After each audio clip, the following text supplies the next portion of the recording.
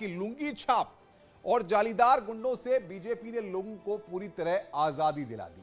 इससे पहले न्यूज 18 के खास कार्यक्रम चौपाल में सीएम योगी आदित्यनाथ ने अब की बार 325 का आंकड़ा पार का नारा दिया। उन्होंने कहा कि भले ही कई दशकों से उत्तर प्रदेश में कोई मुख्यमंत्री रिपीट नहीं हुआ, लेकिन वो इतिहास बदलने ही आए हैं। वहीं बुंदेलखंड में विजय रथ यात्रा निकाल रहे अखिलेश यादव ने दावा किया कि जनता ने भारतीय जनता पार्टी की विदाई का मन बना लिया है और अब की बार समाजवादी पार्टी के सिर पर ही उत्तर प्रदेश का ताज होगा।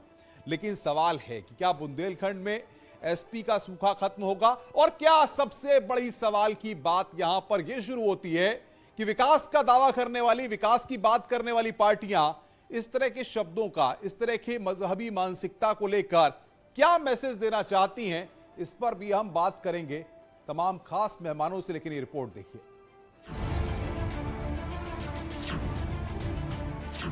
यूपी का बदलेगा सियासी इतिहास। रिपीट सीएम का बनेगा रिकॉर्ड। एक वीडियो देख रहा था, आएंगे तो योगी। 35 साल से कोई मुख्यमंत्री दोबारा चुनकर नहीं आया उत्तर प्रदेश में। 35 साल से इतिहास बदलेगा। हम लोग इतिहास बदलने के लिए ही बने हैं। अब की बार 325 पार।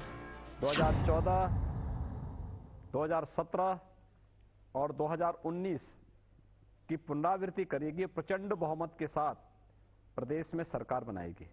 सीटें बता देंगे सर, कोई फोरकास्ट?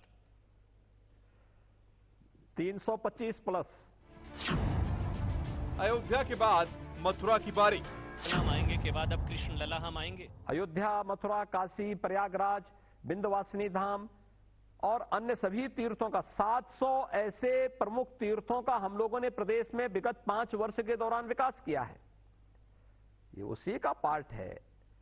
अयोध्या है, मथुरा है, काशी है, ये हमारी सप्तपुरियों में भी आती है। अच्छा, तो विकास तो हर एक जगह हो रहा है। तुष्टीकरण की एंट्री। भगवान कृष्ण हम सबके हैं। कोई ऐसा नहीं यहां होगा पंडाल में या यहां पर जो भगवान कृष्ण को नहीं मानता। हम तो इतना ही जानते हैं, भगवान को वही याद करता है जो तकलीफ और परेशानी में होता है। उनको इतनी परेशानी तकलीफ है कि जनता ने मन बना लिया है। जनता ने मन बना लिया है, किसान ने, नौजवान ने, व्यापारी ने मन बना लिया है, इनका सफाया होगा। लुंगी और जालीदार टोपी वाले गुंडे कौन? पहले कितने लुंगी छाप गुंडे घूमते थे, जालीदार गोली टोपी लगाए हुए, राइफल, रिवॉल्वर, बंदूक लिए हुए व्यापारियों को डराने और धमकाने का काम कौन करता था? 22 में खिलेगा फूल या चलेगी साइकिल। ये तुष्टीकरण नहीं, ये दुष्टीकरण है। ये दुष्टीकरण है, दुष्टीकरण।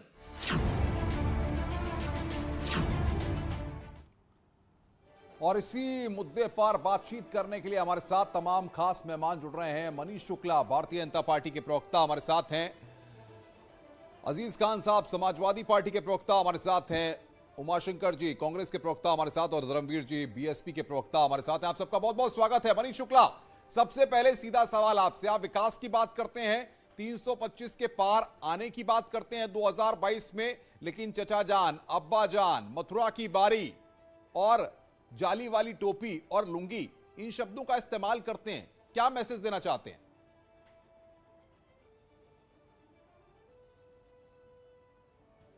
साढ़े 4 साल में डबल इंजन की सरकार ने जो काम किया है उसके रिपोर्ट के आधार पर ही हम चुनाव में जाएंगे।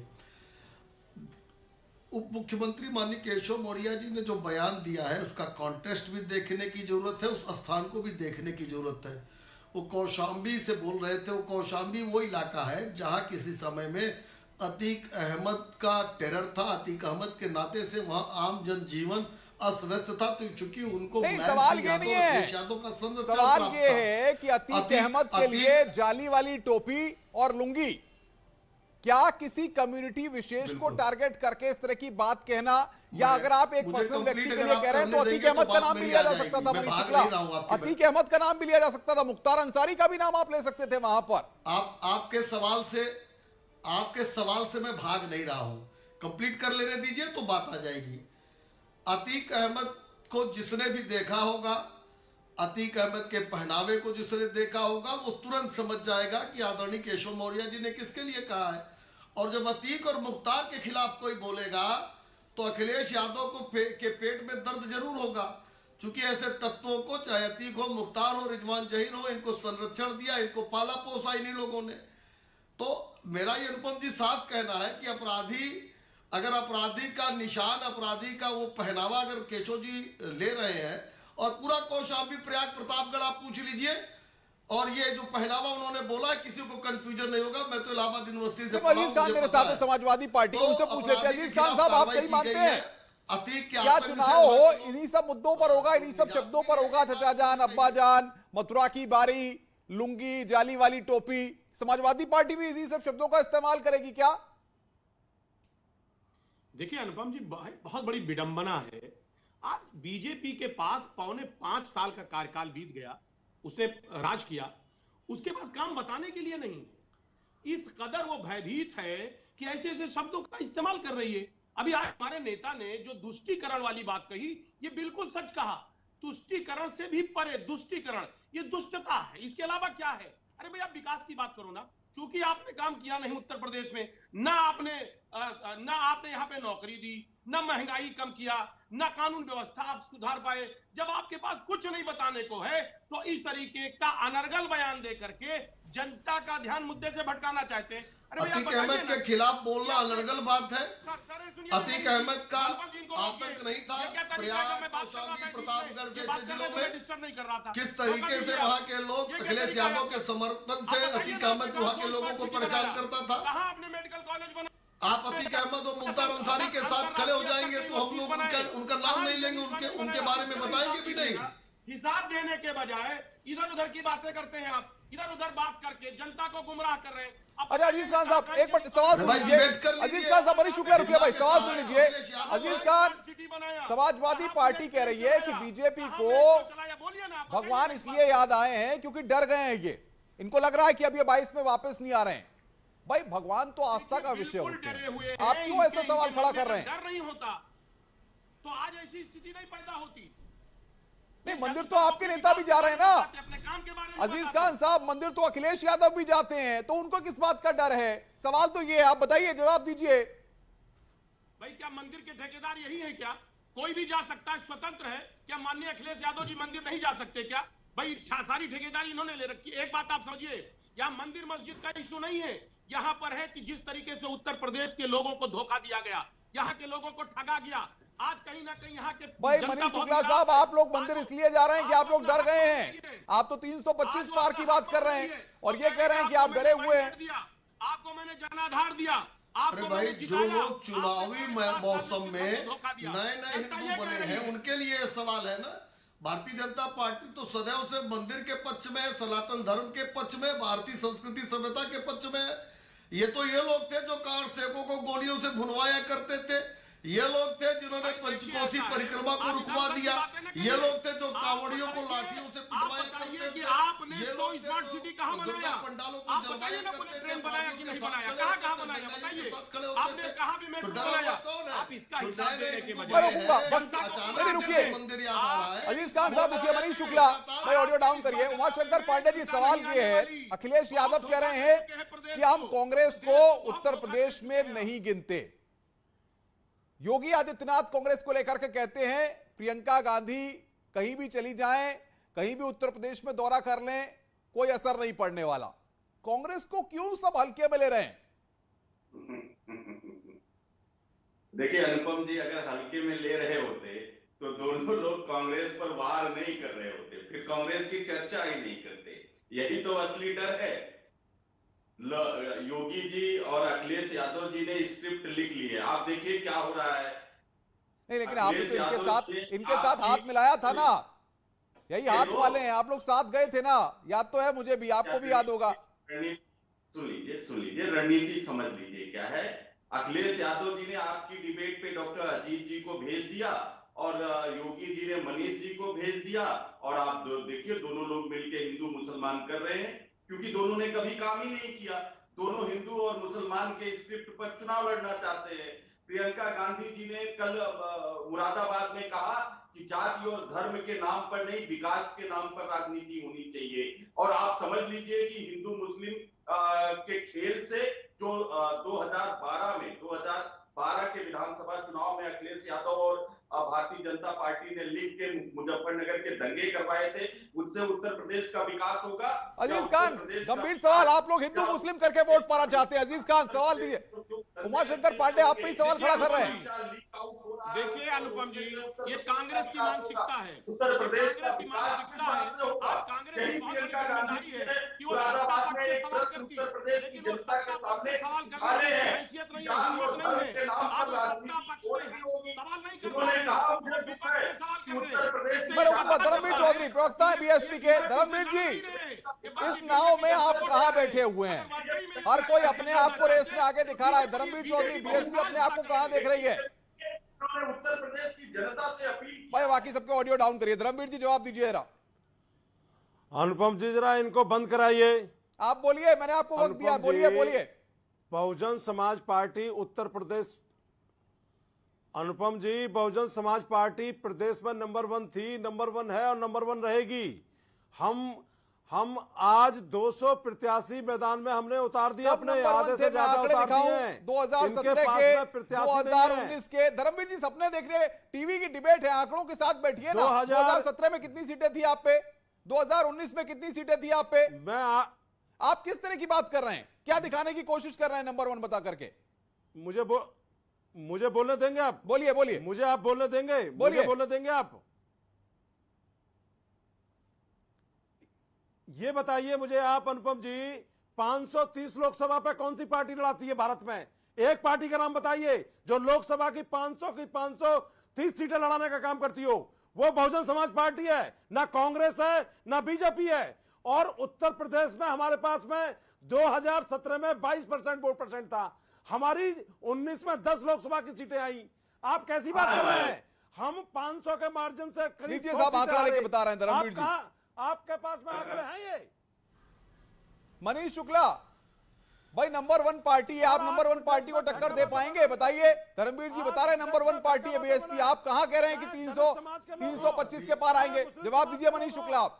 और चाहे ओबीसी समाज के लोग हों, ये सारे के सारे लोग जो है भय में जी रहे हैं। लोकसभा के सारे कैंडिडेट नहीं मिले तो सपा बसपा ने गठबंधन कर लिया था। मार देंगे, काट देंगे। देखिए हिंदू, अरे भाई इनको अब शांत कराइए। अभी तो कह रहे थे कि शांत रहना चाहिए, अब दूसरे के बीच में बोल रहे हैं। बोलिए बोलिए मनीष शुक्ला, जवाब दीजिए। अभी कांग्रेस के साथी ने कहा कि मनीष शुक्ला को योगी जी ने भेजा है डिबेट करने के लिए। हाँ, मुझे योगी जी ने भेजा है, हमारी पार्टी ने भेजा है। पांडे जी को किसने भेजा है? नसीमुद्दीन सिद्दीकी, जो पास्को एक्ट का आरोपी है, हजरतगंज थाने में जिसके ऊपर एफआईआर दर्ज है, उसके निर्देश पे बैठने वाले लोग आज राजनीति की शुचिता की बात कर रहे हैं। तो पांडे जी, रोज जिससे आप निर्देश लेते हैं उनके ऊपर एफआईआर किस धारा में पता है? और मैं फिर से कहना चाहता हूं कि भारतीय जनता पार्टी चुनाव में अपना जो रिपोर्ट कार्ड है, जो गांव गरीब किसान नौजवान के लिए हमने काम किया है, जो एक्सप्रेसवे बनाया है, जो मेडिकल कॉलेज की श्रृंखला खड़ी की है, जो किसानों का गन्ना किसानों का भुगतान किया है, किसानों की उपज को खरीदा है, जो पारदर्शी तरीके से नौजवानों को नौकरियां दी है, उसी रिपोर्ट कार्ड को हम जनता के बीच रखेंगे। आपकी आवाज आ रही है? मनीष शुक्ला सुन रहे हैं, जवाब दे रहे हैं वो। हाँ, इनसे जरा पूछिए, आसाराम बापू का आशीर्वाद लेते हैं कि नहीं? सुबह सुबह चिन्मयानंद का आशीर्वाद लेते हैं कि नहीं? देखिए, नसीमुद्दीन सिद्दीकी के प्रवक्ता, नसीमुद्दीन सिद्दीकी जिनके ऊपर पास्को एक्ट का मुकदमा है, इनका मीडिया कोऑर्डिनेटर है। डिबेट को डाइवर्ट नहीं करेंगे। मनीष शुक्ला मैं रोकूंगा। अजीज खान साहब, सवाल ये है कि समाजवादी पार्टी को जो भीड़ रैलियों में या यात्राओं के दौरान मिल रही है, वो क्या भारतीय जनता पार्टी की चिंता का कारण है, या फिर आप क्यों इस तरह के शब्दों को मानते हैं भारतीय जनता पार्टी को जरूरत पड़ रही है जिससे कि धार्मिक ध्रुवीकरण किया जाए? जवाब दीजिए अजीज खान साहब। देखिए अनुपम जी, जिस तरीके से समाजवादी पार्टी का जन सैलाब उमड़ रहा है, अभी पूर्वांचल में इतना बड़ा जन सैलाब उमड़ा, बुंदेलखंड में आपने देखा पूरा भीड़ उमड़ गया। आज जिस तरीके से रैलियां हो रही हैं, विजय रथ निकल रहा है, कहीं ना कहीं बीजेपी इससे घबरा गई है, उसके चेहरे पे बल आ गया है। और जब उसको ये लग गया कि उसके पैर से नीचे से जमीन खिसक गई, सना बयान दे रहे हैं। उनके पास, उनको ये नहीं समझ में आ रहा है कि आखिर वो बयान क्या दे। अगर वाकई में उन्होंने काम किया होता तो ये अपने काम की बात करते, विकास की बात करते, बेरोजगारी महंगाई की बात करते। आज वो कुछ नहीं कर रहे हैं, इधर उधर जनता को बरगलाने की कोशिश कर रहे हैं। यकीन मानिए, जो स्थिति पैदा पूरे उत्तर प्रदेश में अनुपम जी हो गई है, आपके रिपोर्टर लगातार वॉच कर रहे हैं, पूरी तरह से सब पूरी जो उत्तर प्रदेश की जनता है वो समाजवादी मय हो गई है। अच्छा, बहन जी से कुछ बात हो रही है? अजीज खान साहब, बहन जी से भी कुछ बात कर रहे हैं क्या? बुआ और बबुआ बहन जी से कुछ बात कर रहे हैं? अजीज खान साहब कुछ बात कर रहे हैं आगे के लिए? जी कुछ बात हो रही है बहन जी से? कुछ बात हो रही है? देखिए, एक बात आप अनुपम जी समझिए, आज समाजवादी पार्टी की लहर पूरे उत्तर प्रदेश में है और समाजवादी पार्टी अकेले सक्षम है आज बीजेपी के इस कारनामों को उजागर करने के लिए। चौधरी साहब, धर्मवीर जी, समाजवादी पार्टी की लहर है, आप कह रहे हैं हम नंबर 1 हैं, बीजेपी वाले कह रहे हैं 325 के पार, कांग्रेस कह रहे हैं प्रियंका की नैया पार लगा देगी। क्या माना जाए धर्मवीर चौधरी साहब? अनुपम जी, हमें भी मौका दीजिए। बिल्कुल, मैं आपके पास ही आया हूं, मैं आपके बिना कहे आपके पास आया हूं। धर्मवीर जी, ऐसा नहीं है, आपका ख्याल है मुझे? अनुपम जी, मैं उमाशंकर पांडे, कांग्रेस प्रवक्ता, मैं आ रहा हूं, उमाशंकर जी आ रहा हूं, मैं आप आ रहा हूं। मुझे ये बताइए कि क्या आज मुलायम सिंह जी इनके साथ हैं? आज मुलायम सिंह जी इनके साथ हैं, शिवपाल जी इनके साथ हैं। आज आजम खां को देखने कितने लोग जेल में जा रहे हैं? आज आजम खां भी इनके साथ नहीं है, आज अमर सिंह जी भी इनके साथ नहीं है। ये लौंडों की टीम बना रखी है अखिलेश यादव जी ने। इनके पास कोई जनाधार का नेता नहीं है, ये अपनी जमीन खो चुके हैं और ये बैसाखी तलाश करते घूम रहे हैं। तमीज से बात करिए, बैसाखी तलाश करते घूम रहे हैं। बदतमीजी से बात करते हैं, पास में शर्म नहीं आ रही? भाषा का संयम बना रखिए। नहीं, धर्मवीर जी, शब्दों की मर्यादा को बना के रखिए। नहीं, मैं अपनी डिबेट में ये सब नहीं होने दूंगा। नहीं, धर्मवीर जी, इस तरह के शब्दों का इस्तेमाल, उमाशंकर पांडे भाई ऑडियो डाउन करिए। नहीं, इस तरह के शब्दों को नहीं। उमाशंकर पांडे, सवाल ये है, क्या धर्म, जाति, इन्हीं सब चीजों का माहौल आ गया है?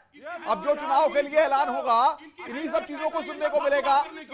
समर्थन करती है कांग्रेस पार्टी इन सब शब्दों का। ये कोई जीतने वाला नहीं है, एक भी जनाधार का नेता नहीं है आपके पास में।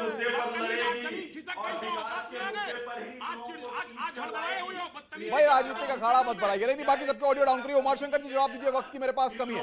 विकास के मुद्दे पर लाएगी। और अभी मैं सुन रहा था अजीत जी और बसपा के प्रवक्ता को, एक ऐड आता था टीवी में, ढूंढते रह जाओगे।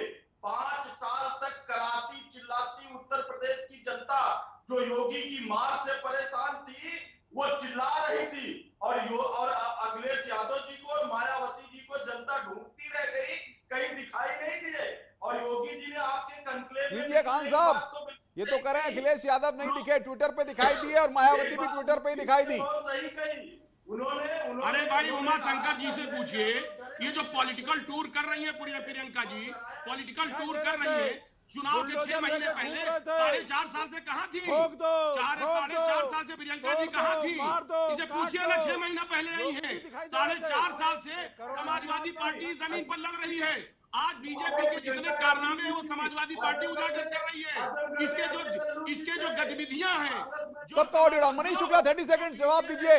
भारतीय जनता पार्टी अगर इस तरह से नेता मुसीबत बढ़ाएंगे, इस तरह के बयान, जैसा कि 2017 और 2019 में भी कुछ ऐसे बयान सामने आए थे, हम देख रहे हैं रघुराज सिंह अलीगढ़ के नेता हैं, वो भी इस तरह के बयान दे रहे हैं, ये भारतीय जनता पार्टी को नुकसान नहीं पहुंचाएंगे? मनीष शुक्ला, जो आपकी की पार्टी की लाइन है, उस लाइन के तो ये बयान नहीं माने जाते हैं। मनीष शुक्ला पर जाने वाली है, जिस तरीके से आपके चैनल पर हल्ला गुल्ला ये तीनों दल मचा रहे हैं, ये दूसरे पे कौन रहेगा इसकी लड़ाई लड़ रहे हैं। उत्तर प्रदेश की जनता आ रहे हैं, हमको तो आ रहे हैं, प्रचार चल रहा है, आ रहे हैं, सुना दिया है। दीवार पर लिखी भारत की तरह साफ है कि प्रचंड बहुमत की और पूर्ण बहुमत की भारतीय जनता पार्टी की सरकार 2022 में बनेगी। ये जिस तरीके से तर्कहीन बातें तीनों प्रवक्ता पार्टी के कर रहे हैं, उससे स्पष्ट है जो उनका असली काम है कोई इनके पास मुद्दा नहीं है सरकार को घेरने का। अजीज खान साहब जवाब दीजिए मनीष शुक्ला की बात का जवाब दीजिए। दूसरे नंबर की लड़ाई, अजीज खान साहब दूसरे नंबर की लड़ाई। अनुपम जी, बहुत सीधी सी बात है, आज बीजेपी घबराई हुई है समाजवादी पार्टी का जन सैलाब देख करके, रैलियां देख करके, जिस तरीके से रैलियों में भीड़ इकट्ठा हो रही है, विजय रथ में इकट्ठा हो रही है भीड़, आज बीजेपी के चेहरे पे बल आ गया है, घबराई हुई है, समझ नहीं आ रहा है। धर्मवीर जी 15 सेकंड 15 सेकंड। धर्मवीर जी दूसरे नंबर की लड़ाई है क्या है आप लोगों में? बीजेपी आरोप लगा रही है आप लोग दूसरे नंबर के लड़ रहे हैं। सरकार बनेगी, बहुजन समाज पार्टी की सरकार बनेगी, स्पष्ट बहुमत की सरकार बनेगी। अनुपम जी, बहन कुमारी मायावती जी 5वीं बार इस प्रदेश की मुख्यमंत्री बनेंगी और ये जो सांप्रदायिक शक्तियां हैं ये सब परास्त होंगी। ये जो ध्रुवीकरण, सब अपनी अपनी बात को करें, पर उनका वक्त की मेरे पास कमी है। आप सबका, उमाशंकर जी आपका, मनीष शुक्ला आपका, उमाशंकर जी आपका, साथ ही साथ धर्मवीर जी आपका बहुत बहुत शुक्रिया हमारे साथ जुड़ने के लिए और बातचीत करने के लिए। क्योंकि 2022 का रण है, इसलिए हर कोई राजनीतिक दल माहौल बनाने के लिए, सियासी लाभ पाने के लिए, जनता के दिल में जगह बनाने के लिए मुद्दों को उछाल रहा है ताकि जनता के दिलों में जगह बना करके वोट को हासिल किया जा सके। लेकिन जनता जनार्दन होती है और जनता ही नेताओं के और पार्टियों के भविष्य का फैसला करती है। वहां बहस में आज बस इतना ही, लेकिन आपको बता दें कि आज हमने सोशल नेटवर्किंग साइट कू पर लोगों से सवाल पूछा था कि क्या कानून वापसी के बाद क्या किसानों के मुद्दे पर सियासत हो रही है। एक दर्शक जनार्दन चौहान का कहना है कि किसानों के मुद्दे पर सियासत हो रही है, हर जगह सियासत हावी है, चाहे कोई भी क्षेत्र हो, सियासत की वजह से तरक्की नहीं होती।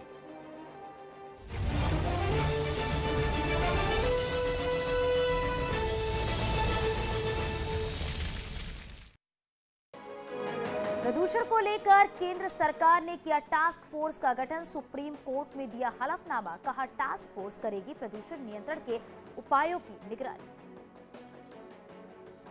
आगरा में स्पेन से आया शख्स निकला कोरोना पॉजिटिव, आगरा में 3 हुई कोरोना मामलों की संख्या।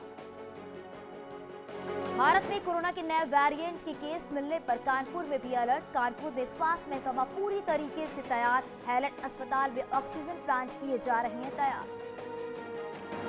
वाराणसी में ओमिक्रॉन को लेकर अलर्ट, अस्पतालों में आरक्षित किए गए बेड, आने वाले यात्रियों का कराया जा रहा है आरटी-पीसीआर। पीलीभीत में 15 साल की लड़की के साथ छेड़छाड़ करने पर लड़कों को पीटा, पीड़ित परिवार ने एसएसपी से लगाई कार्रवाई करने की गुहार। एटा में शादी समारोह के दौरान डीजे पर तमंचे के साथ डांस करता नजर आ रहा है युवक, वीडियो में तमंचा लहराता आ रहा है नजर, पुलिस आरोपी युवकों की तलाश में। बदायूं में ड्रग्स विभाग के बाबू ने मेडिकल लाइसेंस बनवाने के नाम पर मांगी 50,000 की घूस, डीएम बदायूं ने जांच के दिए आदेश। लखनऊ में कार से टक्कर के बाद एक दबंग युवक ने एक दारोगा को थप्पड़ जड़ा, पुलिस ने आरोपी को गिरफ्तार किया। कानपुर में तेंदुए की दहशत, 3 कॉलेज में छुट्टी की गई, कॉलेज परिसर में घूम रहा तेंदुआ। बुलंदशहर में प्रदर्शनी में बार बालाओं ने किया डांस, लड़कियों के ऊपर लोगों ने जमकर उड़ाए नूर, डांस का वीडियो अब सोशल मीडिया पर तेजी से हो रहा है वायरल। फतेहपुर में पंडित दीनदयाल उपाध्याय विद्यालय में दूषित खाने से 67 बच्चे अचानक बीमार हुए, पेट दर्द और दस्त की शिकायत पर स्वास्थ्य विभाग की टीम स्कूल पहुंची।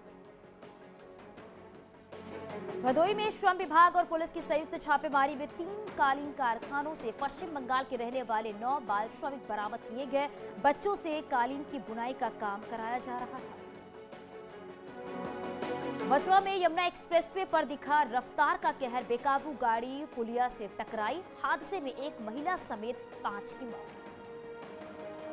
कानपुर में जीएसवीएम मेडिकल कॉलेज के हैलट अस्पताल के इमरजेंसी गेट पर 6 दिन से हड़ताल पर बैठे जूनियर डॉक्टरों ने ओपीडी सेवाएं कराई बंद, सैकड़ों मरीज परेशान।